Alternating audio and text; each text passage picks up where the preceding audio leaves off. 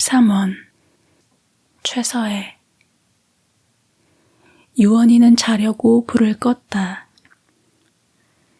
유리창으로 흘러드는 환한 전등빛에 실내는 달밤 같다. 그는 옷도 벗지 않고 그냥 이불 위에 아무렇게나 누웠다. 그러나 온갖 사념에 머리가 뜨거운 그는 졸음이 오지 않았다. 이리 궁글 저리 궁글 하였다. 등에는 진땀이 뿌직뿌직 돋고 속에서는 번열이 난다. 이때에 건넌 방에 있는 H가 편지를 가져왔다. 편지를 받은 유원이는 껐던 전등을 다시 켰다. 피봉을 뜯는 그의 가슴은 두근두근 울렁거렸다. 무슨 알지 못할 큰 걱정이 장차 앞에 닥쳐오려는 사람의 심리 같았다. 그리 짧지 않은 편지를 잠잠히 보던 그는 힘없이 편지를 자리 위에 던지고 왼팔을 구부려 손바닥으로 머리를 괴고 또 이불 위에 눕는다. 눈을 고요히 감은 유원이는 무엇을 생각한다. 그의 낯빛은 몹시 질린 사람같이 파랗다. 그리고 힘없이 감은 두 눈가에는 한없이 슬픈 빛이 흐른다. 그 편지는 그의 어머니에게서 온 것이다. 그 편지에는 이러한 구절이 있다. 생애가 너무 곤란하여 무명을 짜려고 한다. 그러나 숨을 사야 할 터인데 돈이 한 푼도 없구나. 낸들 객지에 무슨 돈이 있겠니마는 힘이 잘하거든 13원만 붙여다오. 그런데 처음에는 14원이라고 썼다가 그 4자를 뭉개고 옆에 다시 3자를 썼다. 그것이 더욱 유원의 가슴에 못이 되었다. 유원이는 금년 22의 청춘이다. 그는 어머니가 있다. 처도 있다. 2살 나는 어린 것도 있다. 그러나 공공한 그 생애는 그로 하여금 따뜻한 가정생활을 하지 못하게 하였다. 그는 늘 동표서랑으로 가족을 떠나 있지 않을 수 없는 운명에 지배되었다. 지금도 그 가족은 시방 유원이 있는 곳에서도 100열이나 더 가서 애쓰라는 산골에 있다. 그리고 유원이는 이곳에서 노동을 하여 다달이 얼마씩 그 가족에게 보낸다. 사세가 이러하니 그의 객지 생활은 넉넉지 못하였다. 친구에게 붙이는 서신도 마음대로 못 붙인다. 그의 사정이 이런 줄을 그의 어머니는 잘 안다. 유원이가 어디 가서 넉넉히 지내더라도 그 어머니께서 도움 보내라는 편지는 못 받았다. 그 어머니는 항상 빈 한에 몰려서 괴로운 생활을 하건만 유원에게는 괴롭다는 편지를 보내지 않았다. 그것은 사랑하는 자식인 유원의 마음을 상할까 염려함이다. 그렇던 어머니에게서 이제 돈 보내라는 편지가 왔다. 유원이는 벌떡 일어났다. 그는 다시 그 편지를 집어들었다. 13원이 쓰여진 구절을 또 읽었다. 아, 어머니가 여북하시면 돈을 보내랄까. 14원을 쓰셨다가 다시 13원으로 고치실 때 형언 못할 감정이 넘쳤을 어머니의 가슴. 머리를 번쩍 들어 벌건 전등을 바라보고 눈을 감으면서 이렇게 생각하는 유언의 머릿속에는 행여 돈이 올까 하여 기다리고 있을 그 어머니의 치근한 모양이 떠올랐다.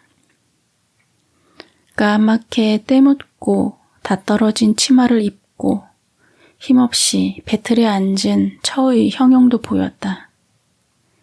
젖을 먹으려고 어미의 무릎에 벌레벌레 기어오르는 어린 것의 가긍한 꼴도 그의 눈앞에 환영으로 지나간다. 유언이는 조금만 서러워도 잘 우는 성질이다. 그러나 지금은 어쩐지 눈물도 잘 나지 않았다. 모든 의식이 망연하고 가슴이 답답하여 무엇라 해야 할지 몰랐다. 에라, 어디 K하고나 말할 밖에. 하면서 그는 벌떡 일어섰다. K는 유언이 복역하는 노동조의 회계이다. 50 가까운 중늙은이로 조언의 순경을 받는 이다. 상당한 재산도 있는 사람이다. 유언이는 뒷마당에 나왔다. 문간에 달아놓은 전등빛은 밝다. 가을밤에 스치는 바람은 쓸쓸하였다. 하늘은 흐려서 별 하나 보이지 않았다. 유언이는 문간에 잇대어 있는 K의 방으로 들어갔다. K는 있었다. 그 밖에 K의 부인과 같은 조원인 C가 놀러왔다. 유언이는 K의 곁에 앉았다. 그는 공연히 가슴이 울렁울렁하여 어떻게 말을 끄집어내면 좋을지 몰랐다. 신문을 보던 K는 허허, 동경 근처는 말이 아닐세. 이거 참 세상이 다시 개벽할라나? 이렇게 큰 지진은 말도 못 들었지 하면서 유언이를 쳐다본다. 풍부한 살결에 윤기가 도는 주름이 약간 잡힌 이마 아래 두 눈에는 웃음을 띄었다. K는 언제든지 유언이를 대하면 웃는다. 글쎄요. 유언이는 대답을 하기는 하였으나 무슨 말에 대답을 하였는지, 무슨 의미로 글쎄요 하였는지 그는 그 스스로도 몰랐다. 다만 13원이란 돈 말을 어찌할까 함이 그의 온 감정을 지배하였다. 이 말을 내었다가 거절을 당하면 어쩌나? 그의 마음은 떨렸다. 그러나 그 거절당하는 무참도 한순간이겠지. 내가 말 내기 어려운 말 내는 것도 한 찰나겠지. 영영 이 무참이나 그 괴로움이 있지는 않을 것이다. 이 순간을 어서 흘려야 하겠다 생각하니 그는 용기가 좀 났다. 그는 말하려고 입을 머뭇하였다. 그의 가슴은 찌릿하였다. 그의 마음에는 곁에 있는 사람이 거리끼었다. 그 사람들 앞에서 자기의 구구한 사정을 꺼내기는 참으로 괴로웠다. 자기는 세상에 아무 권리도 없는 약하고도 천한, 무능력한 자라는 모욕적 감정이 그의 의식을 흔들었다. 그는 그만 하고 말을 내지 않았다. 조용한 틈을 타서 말하리라 하였다. 설마 K가 거절이 않겠지. 그는 추측하였으나 그것도 말해 보아야 판단하리라 하였다. K는 유언이를 사랑한다. 그의 정직하고 쾌활한 성격을 사랑하며 비상한 재주를 사랑한다. 또한 공공으로 헛되이 보내는 유언의 청춘도 아까워한다.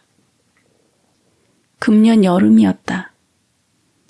유원이가 XX 강습소에 3주일 동안이나 매일 오전마다 다녔다. 그때 K는 친히 유원의 대신 조에 가서 일한 적도 있었다. 우리 조 회계가 좀에서는 누구 말을 잘 안 듣는데 유원의 말은 잘 들어. 그렇지 않으면 그 사람 유원이 또 그렇지. 회계의 일이라면 좀 잘 보아주나. 어찌했든 유원이 같은 사람은 쉽잖아. 그렇고 말고. 우리에게 비기면 그래도 지식도 있고 하지만 당초에 냄새가 없지. 그 조원간에는 이러한 회화가 종종 있었다. 신문을 보던 K는 유리 미닫이를 드르륵 열고 가가방으로 나간다. 벌써 11점인가? 시계를 쳐다보고 혼자 중얼거리면서 유원이는 K를 따라 가가방으로 나갔다. 그는 이제는 은근히 말하리라 하고 K의 옆에 다가섰다. 방의 모든 유리를 스쳐 자기의 행동을 유심히 보는 듯하여 또 기운이 줄었다. 그러나 그는 용기를 내어서 또 걱정이 생겼어요. 하는 그 말은 남의 말하듯 좀 냉정하였다. 그의 가슴은 여전히 두근덕두근덕 하였다. 그러나 영맹한 짐승이 들어찬 굴에 들어간 사람이 굴 어구에 있을 때의 그러한 심리는 아니었다. 이미 굴에 들어서서 맹수에게 화살을 던진 때에 그 생사 여부를 기다리는 때의 심리였다. 무슨 일로? K가 묻는 때에 방에 있던 C가 유리창을 열고 나오면서 가서 자야지 한다. 유원이는 또 말문이 막혔다. K는 이편 유원이 쪽으로 머리를 기웃하고 무슨 소리를 기다린다. C는 갔다. K는 도로 방으로 들어왔다. 내가 왜 말을 칵하지 못하고 이리도 애를 쓰노? 하고 유원이는 자기의 맘 약한 것을 뉘우쳤다. 이번은 꼭 말하리라 하고 주인을 따라 방으로 들어왔다. 저 편지가 왔는데 하고 그는 괴로운 웃음을 지었다.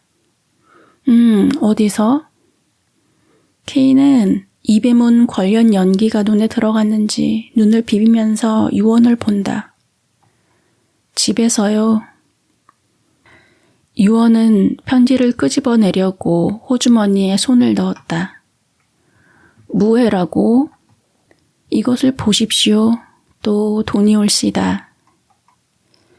그는 한편으로는 K에게 편지를 주고 곁눈질하여 K의 부인을 보았다.